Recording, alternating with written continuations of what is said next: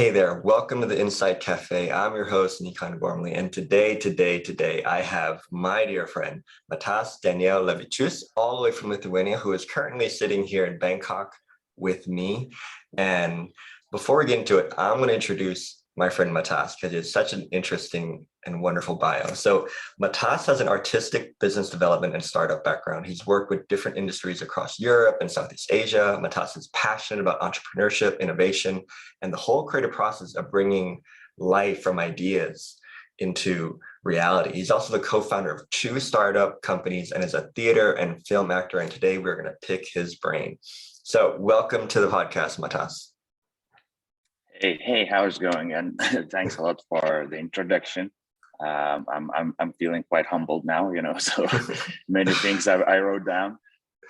I recently learned the best way to accept a compliment. Do you want to hear it? Oh, yeah, please go ahead. Her name's Kelly, and she works with women and now men. She says the best way to accept a compliment is to say thank you and then to respond, "You have great taste." I'm using that everywhere now. So thank you, and you have a great taste then. Thank you, I do. All right, so today I would love to talk to you about creativity and innovation, because in our private conversations, I was so inspired by your ability to create things in the world from ideas. Like, you're a film actor, you work in theater, you do startup companies, you're a mentor. And I feel like, especially now, the word innovation is thrown around a lot.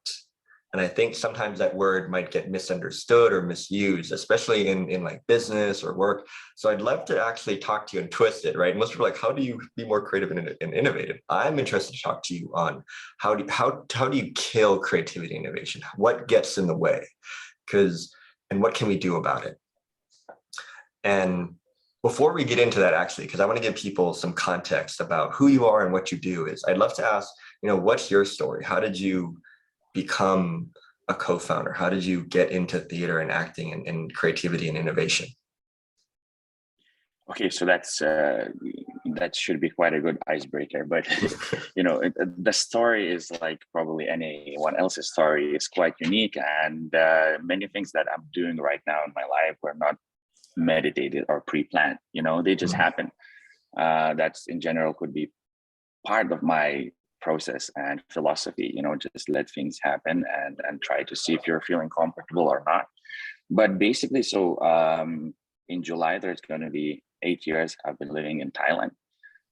Before that, I lived in UK for 4 years, where I was studying acting. And before moving to UK, I was studying business and business development in 2 different universities back home in Lithuania. So I've spent a lot of time trying to figure out what I would like to do in my life, how I should put my skills, and how should I discover my skills, my positive sides. I had a very stormy youth, growing up in Lithuania, kind of Eastern Europe country. We had our own way of making fun, and doing things. So I had a very, very stormy youth. A lot of adventures, a lot of strange decisions. Eventually, I decided that I like to talk, I like to communicate, and I was just looking for what type of career or studies I could do. So this is where I discovered acting, and I decided to drop out from business school because I didn't feel that it's really me. I felt caged, and that probably uncomfort pushed me forward to look for something new. So then I moved to UK. I was really into my studies. I loved what I'm doing. I lived in Cambridge for 4 years. I was studying acting. I was acting on stage, and guy from Eastern Europe, spending his time with bunch of dudes and just having fun and doing a lot of stuff. Stepped into that new world, which is creativity, drama, acting on stage, building theater productions. Was very exciting. This is something I've never discovered. I didn't have this in my youth. So I was overwhelmed with everything, and I had to kind of disrupt all my worldview. I have to disrupt my mindset, deconstruct everything I was thinking, or all that my culture was maybe built upon me. So, that was quite an interesting time. I was discovering a lot of new things in my life, discovering myself growing up. After graduation, and working like side jobs through studying full time, I was pretty exhausted.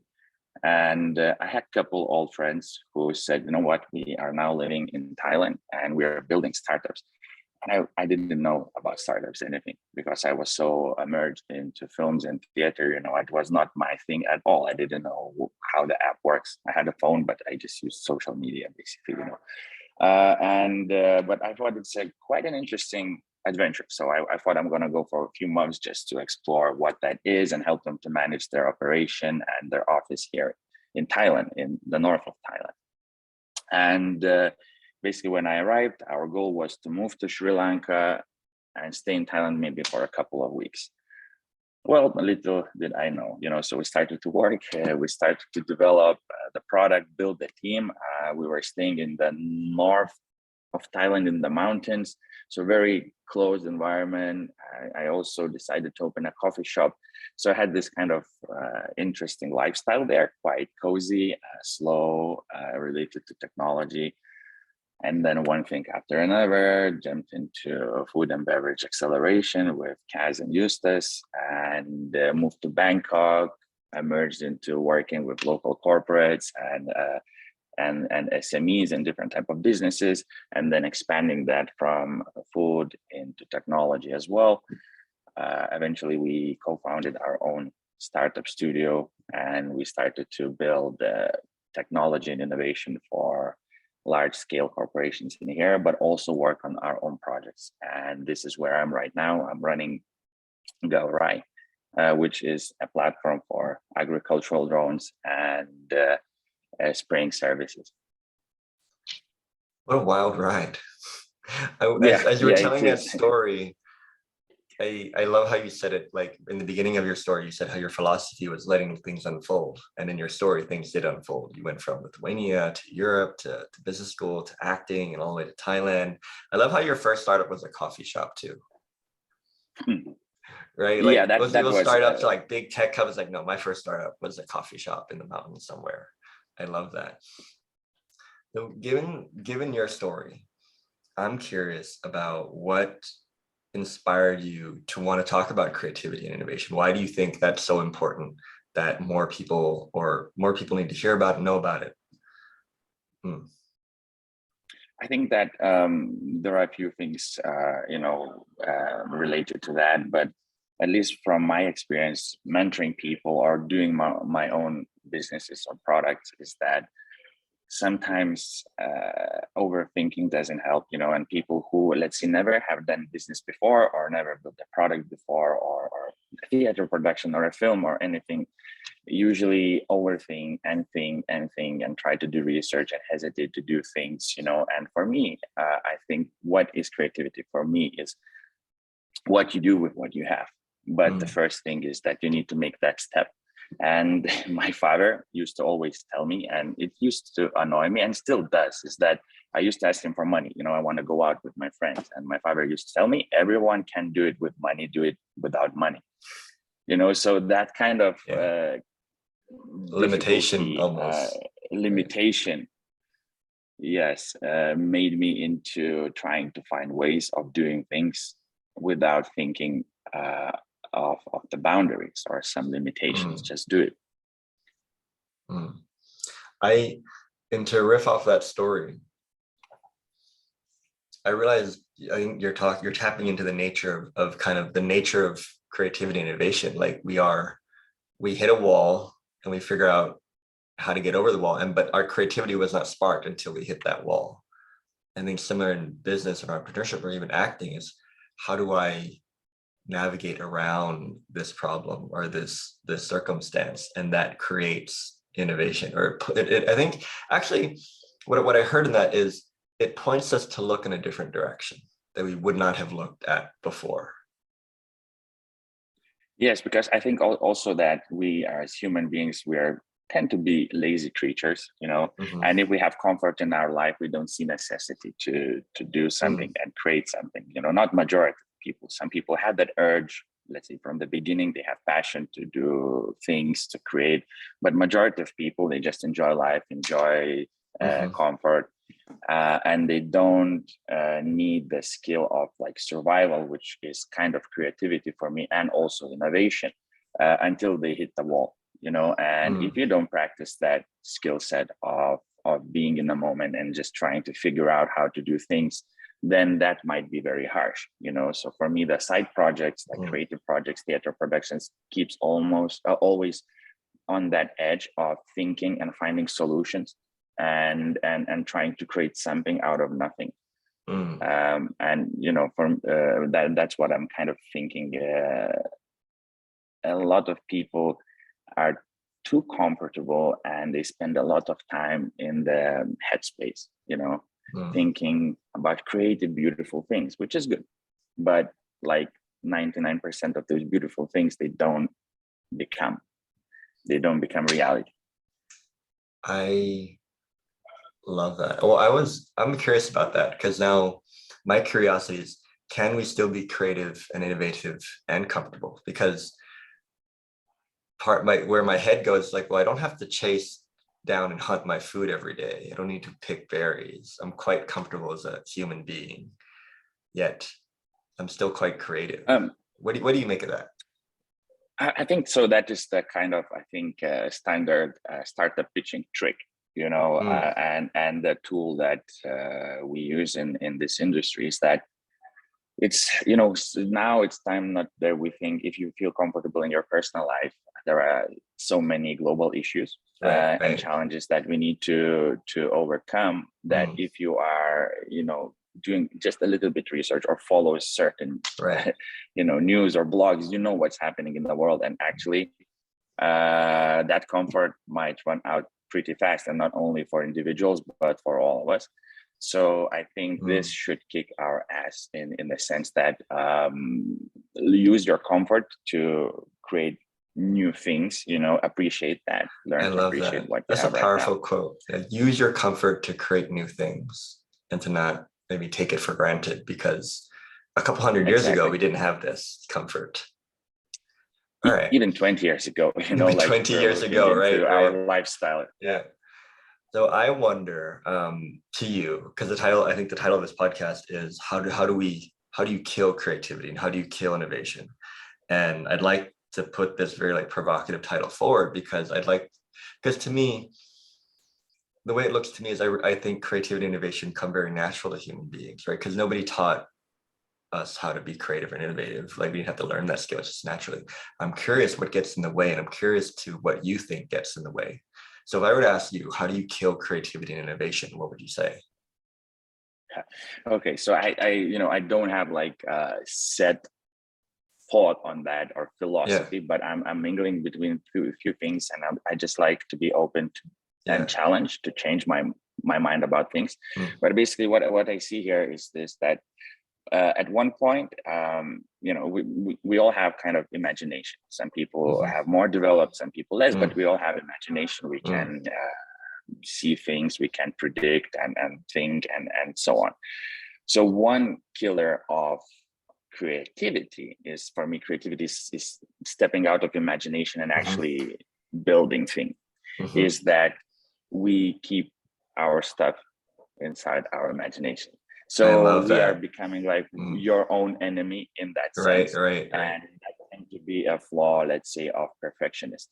You know, thinking that you will not dare to jump into a venture or a product or an artistic venture, whatever you want to do, is thinking that I will do it once I have this, and I will do it once I know that, and I will do it once I have this. But then if everything aligns perfectly, it means you're too late already. Someone else was already building that stuff, you know. So this is where the innovation comes. You need to venture. There's a big problem, a global problem. No one knows how to solve, and you just go and try with your own skill sets to do it. So that kind of perfectionism and overthinking is one killer of creativity and innovation. So perfection and overthinking, right? Oh, I'd like to riff off that, if I may. Is I think so I'm also a professional coach. I work with clients, businesses, and entrepreneurs, startup founders.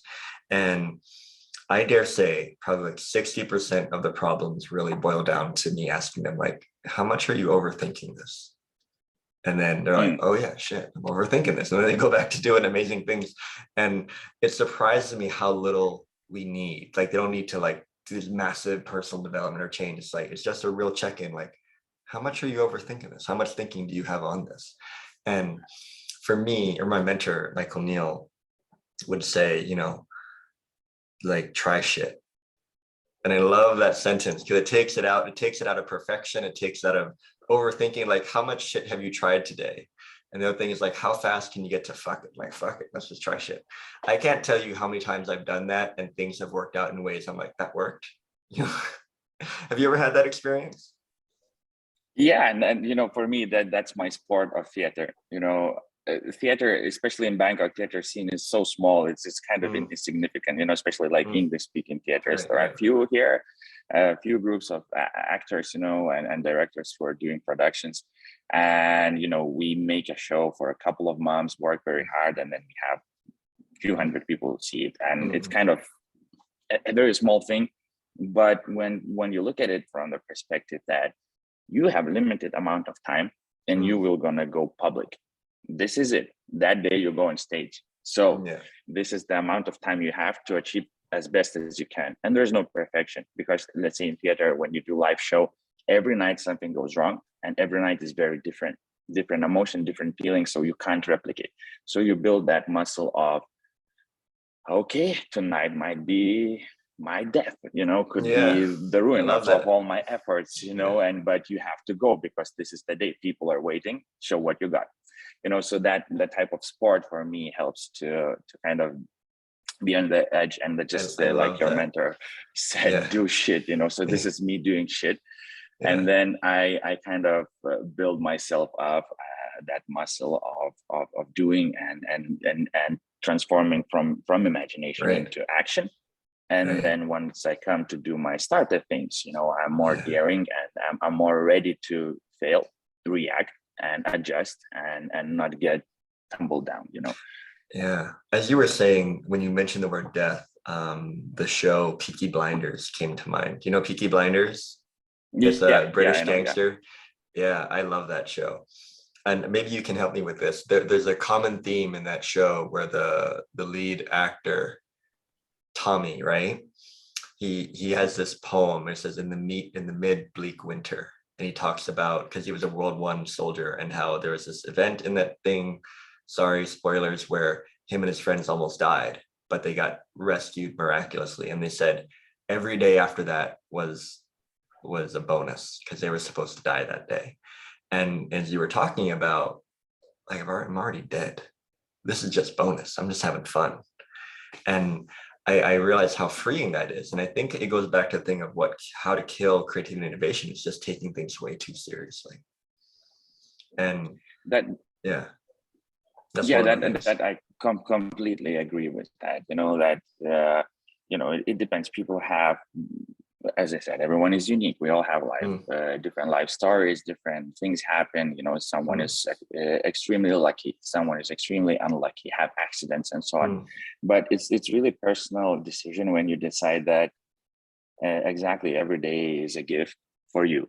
You know, and sometimes we need routine to survive and work and so on. But sometimes routine is overkill of yourself. You know, so I you need love to that. find the Right. balance of how do you manage yourself, and how do you appreciate things that you have, and you know, taking breaks, holidays, finding the right people in your life helps to kind of keep that balance, at least for me. And one other thing that showed up too, as you were talking and really reflecting on your story, it seems to me that over planning seems to be a top killer of creativity and innovation. Like really thinking you have to know how everything is going to work out from point A to point B. And the truth is, what I've seen at least, is it doesn't matter, because something's going to happen. Somebody's going to show up that's going to take you on a very different path. And I always tell clients that if you're so fixed on your plan, you're never going to see the opportunity that was going to take you to a whole new mountaintop, because you're like, no, it has to be this way, only my way. What do you think about that? No, I have the same experience dealing, let's say, with clients and so on. The thing is that you need to be ready to take a risk in many levels. Mm, I understand people who have capital, they want, the safest way to earn money, and they want to have plan and deadlines and things like that. But there are so many parts, and there are so many people involved in these things that, you can't predict. The plan is more like a guideline, yeah, and like a you need to loose be ready to guide. pivot. Yeah, yeah. And another thing too, I love that a plan is more like a guide and not a black and white paint by numbers. Another thing, as you were sharing, there's one thing I noticed that you didn't say, and I was like, okay, yeah, that's how it does it. Like, you didn't asking for approval doesn't seem to be a part of your method. Like, is this okay? Like, what do you guys think? And as I was thinking about it, I was like, I wonder if like the guy who discovered bacteria or microbes, you know that story? Mm. Like, hey guys, do you like my microbe ideas? Like, no, I've discovered it. This is real. And people are like, no, you're making stuff up, or Newton, discovered or found the formula for the mathematical equation for gravity. It's like, hey guys, do you like my gravity equation? Because it's truth. And I wonder if that too is a way to kill creativity and innovation, is asking for approval about your idea and your innovation. I think that's a kind of a subtle thing. Yes, approval perhaps is one thing, but asking opinions and trusting experts is Right. another thing. Because Right. now what I've noticed myself, because for a while when you're starting a startup, it's either yourself or very limited group of people who is doing it, so you kind of very cater for that. It's your own baby, and if you start to grow, you need to let in more people, and people bring perspective. Sometimes it might be different from your own, and that is itself a challenge as well, because you have a vision. So you need to find a quick way to train your vision to someone else. But if it's a smart person, they might bring their own new perspective, new things. And it's not kind of approval, but learning to listen and understanding other people's point of view is very important. However, I think if you're taking that lead role, you still need to keep yourself a chance to say yes or no. It's up to you, have to make the decisions, but just don't be blind to other people ideas. I love that. And what I think you point out a very clear way. I think we're so used to looking for approval instinctually. Is this okay? Do I fit into this tribe? Is what I'm doing acceptable? Are my clothes acceptable? Right. And you said something really powerful I want to highlight. You said, to what I understand, you said there's a really subtle difference between asking approval and asking for perspective. Right. And then Yes. I love that. I think asking, yeah, I just wanted to add, about like education system, is because a lot of things and culturally and in Asia in general is a bit more driven into teacher knows better, your parents know better, and there's a hierarchy of respect of age and things like that, which helps on certain things. But if we are thinking about trying to find something disruptive, let's say back in UK when I was in university and studying arts, that was opposite. They tried to disrupt the whole thing. They teach you about artists and people who are going opposite the flow, and how they disrupt the whole common knowledge. So I think myself personally, I'm happy that I have these two perspectives. I've been living in Asia for a while now. Also, I have the European education, and I can see benefits of both ways of thinking and doing things.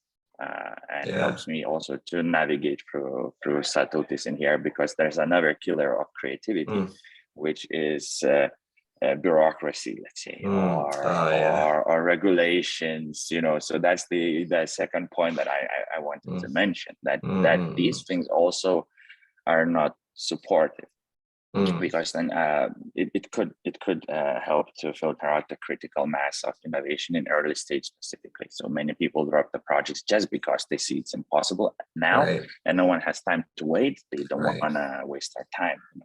When you said that, what occurred to me was how much bureaucracy people have in their own minds about their ideas, and how the checks that has to go through before I can even tell somebody else, or before I can get to try shit or fuck it. Which brings me to, I think, my next two questions are, and then I'm imagining this is what people listening might ask you. So like, hey, Matas, I have a lot of creative ideas, but I can't make them become reality. What do you think, say about like, what should I do to get better at helping my ideas become reality? And I'm feeling stuck and overwhelmed. What would you say to that? I think, there are many different approaches, like if to be a bit slightly more academical, from design thinking approach, just dabble a little bit in each aspect of building your idea. And if you see it kind of proves, you can expand and build up kind of the bigger thing. I think, don't want to sound like cheesy, but knowing yourself, I think, is the best way to start. Learn about yourself and try to understand where do you have strengths and where do you have weaknesses. So let's say many people who say they mix startup with tech, because startup in many people idea who are coming from not this industry is that it's an app or technology, but actually it's just one aspect of building a startup company, because startup is actually a business and a business model, how you build it, how you grow, how you scale, and technology is one of the ways how you do it, and the tools that you're using is just supporting that. But there's plenty more space. There is marketing, business development, finance, and many things. So if you know yourself, you know where you lean towards to, then you can find quick support. So let's say, or find a mentor, find a mentor that would help you to filter out, or a coach. Exactly. This is where the biggest need for that is. And I think I would like to encourage people to reach out, because it's like teachers in school or lecturers in university, coaches have perspective and a place in society, in the industry. They're necessary to give you that whipping or encouragement or perspective, as coaches are talking to numerous entrepreneurs. It means they hear stories from many different That's very people. True. So they give you their insights, so this is where I think is important. That's wonderful. So just to recap from what I heard from you is, if you have a lot of creative ideas and you're stuck in bringing them to reality, it seems to me that, first of all, to notice that you have a lot of thinking about it. And I think what you said is like knowing yourself, like it's almost like the better you know yourself, you know which next step to take or which thing to try shit on, right? Like if you're really good at talking to people, that's probably your next step. But if you're terrible at tech, that's probably your not next step. And I really love that, and just taking the thinking out of it and just really looking at what's in front of you. All right, so my second question is, and I think that maybe people listening who are like, well, I'm creative and I'm innovative, but my problem is the rest of my office are all assholes who are not creative. So how do I support other people in being more creative and innovative, especially in my workspace, in my teams? If I'm a manager, if I'm a leader, how do I help my people be more creative and innovative? What would you say to that, Matas?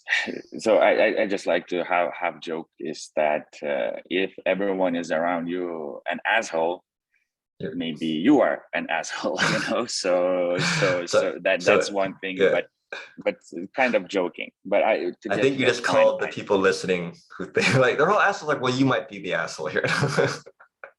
Yeah, exactly. But I think that's one of the things that we need to, that humbleness and things as well, that maybe you outgrown your environment. That could be, so you need to find more challenging environment, but it's not the problem of the environment. You are by your own choice. If you're not kidnapped or forced to be in certain place, you can always step out. So if you feel uncomfortable, you're welcome to move forward and dare yourself to find bigger boys to play, and you go to another league and you do the things where, again, you are challenged, and again, you are learning, and again, you are growing, so still that I think blaming game is, for me, something I try to learn to avoid. There are many things that I could say, I feel uncomfortable with, and but that's also, again, creativity. So right, the blocks you're talking about, right? Environment, right? So let me shift the question a little bit. I think. All right, let me clarify the question. How would I support people in being more creative and innovative? Like my team's good, but I think, like I'm really creative. I'd like to give this gift of creativity and innovation to them. How would I go about that? Okay, I think so. Then example is good way of doing things, showing example, be the one that starts things, invite people, group people, don't wait for someone else to kickstart yourself, so if you start gathering people, even for a beer, your colleagues or something, and let's say share some thoughts, share some ideas about how things could be, or how do you see things, so I think that is one of the ways of doing things, starting from yourself, be an example. Okay. I think for me, if we put this question on the table, it would be, for me, I feel really creative and innovative when I feel supported, when I feel a sense of safety that whoever, like, even if I'm on the same level, I'm supported that this person has my back. And you said earlier, like, I'm allowed to fail, I'm allowed to fuck up, I'm allowed to try shit. I think there's not any pressure to it. The more pressure is, the less things I want to try, because I feel like if I get it wrong enough, I'm going to get fired. But the more kind of space I have to play, you know what occurred to me as I was talking? You remember, like, when we were kids, for me, like a sandbox, you remember sandboxes? And you could just sit there and just try shit for like hours and hours, and nobody was like, okay, how many castles have you tried to build, KPIs? It's like, just go in a sandbox and like try shit, And I think maybe emotionally, empathetically giving that space to people seems to be quite helpful, and encouraging, like, okay, like, go try stuff and we'll come back, we'll talk about it. Sure, I completely agree. So that's the strength of the community in general. People supporting each other is very important. But also what I mean is that you are the start of that support. So don't wait for others to support you. Support the others. Right? So I love that. Right. The karma thing. Yeah. Be the change you want to see. So if you want people to create, like, you be the support. If you want to support, you be the support. I love that. All right, so I'm going to go to this last question, which is, if you were to give a gift to everybody who is listening, and that gift could be a quote, a saying, a knowledge, a feeling, a beer, anything, what would that gift be?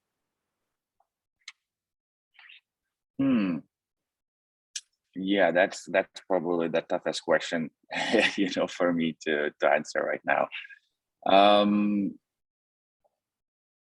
I think that I try to find a way to inspire people through the things that I do, not only to look from the business perspective, to make my own success, career, and things like that, but I would love to be an inspiration for people. And I think that the gift of inspiration of just, let's say, us spending our time and exposing ourselves, because things that we say might be true for some people, might be not true for other people, but we are daring to do that. We're daring to expose our thinking. And I think for myself, it would be inspiring. And that's why I like to listen conversations, and your podcast and other podcasts that I encounter, or films or anything. It's about exposing and showing your way. So I don't have a quote or something, but a feeling is that I want to share is that I am inspired, and I want other people to be inspired. And that's probably, I don't know if it answers the question. It's just me babbling right now. Your blabbling is very much welcomed. All right. So the last bit, is there anything you want to plug? Where can we hang out with you? Where can we find you? Is there anything you'd like us to know about what you're up to? Please go. Yeah, that's quite a good question. So let's say I'm here now in Knowledge Exchange, where we have our office. I've been working from here for the last 4 or 5 years. It's a space in 𝗏𝘁𝗃𝗃 in 𝗏𝘁𝗃𝗃𝗃. And we have like 19-floor building dedicated for innovation and startups. There you We go. have a lot of activities, incubation programs, events, community events, coffee shops, co-working space. So if you ever feel lonely, reach out to Knowledge Exchange, and you can find us here. You can find our own venture studio in here, which is Whatnot Startup Studio, and me and my team building Gorai, the drone platform. Okay, wonderful. And All right. So just to recap, you're shouting out there's not the knowledge exchange building in your area of town called 𝗏𝗏𝗃𝗏𝗃. And you also have a drone startup called Gorai. So tell us about Gorai. What is Okay, so that's something. Yeah, I basically we started Gorai around 3 years ago, and this is the startup that I'm leading right now. And we kickstarted as a matching platform. Let's say Grab for agricultural drones. So you're a farmer and you want to spray fields, you can book a freelancer pilot Nice. to come and spray your fields. And during COVID and other challenges, we are still doing this, but we decided to add additional service, which is now we are owning our own fleet of drones. So Nice. we're building like a massive professional fleet of drones, and we target larger scale clients. We gather field data, we gather a lot of knowledge about agriculture. We help local farmers to save costs, and this is honestly the biggest payback is that I go to the fields and I see the farmers who've been farmers for all their life, and they're smiling. I just save time, money, effort. It's great. So this is for me the kind of fruit of creativity. I We've love been that. building something which is complicated, involves drones, data, satellites, and whatnot, other things. But the farmer just sees that the job is being done and it's much more comfortable for them. And this is the fruit of creativity. It becomes Excellent. Simple solution, creating something difficult into something simple. So that's I'm proud and happy of. And recently we've been in expos, a lot of TV channels. Oh, that's the funny story. This Saturday I was on Channel 5 pitching, giving interview in Thai. So if you want to see some cringe, we're going to share that video soon-ish on our social media on Facebook, where I'm answering questions in Thai. And those links will be in the description. All right. For this YouTube podcast. I love that you're willing to be vulnerable and just try shit, even when it's cringe. Like, bravo to you.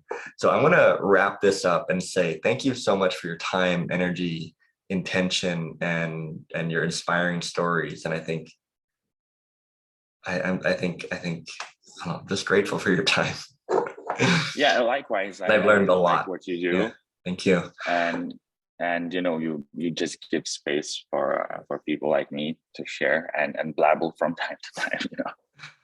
All right, everybody. So thank you for tuning in, and we will see you in the next episode. All right, bye. Okay, bye-bye.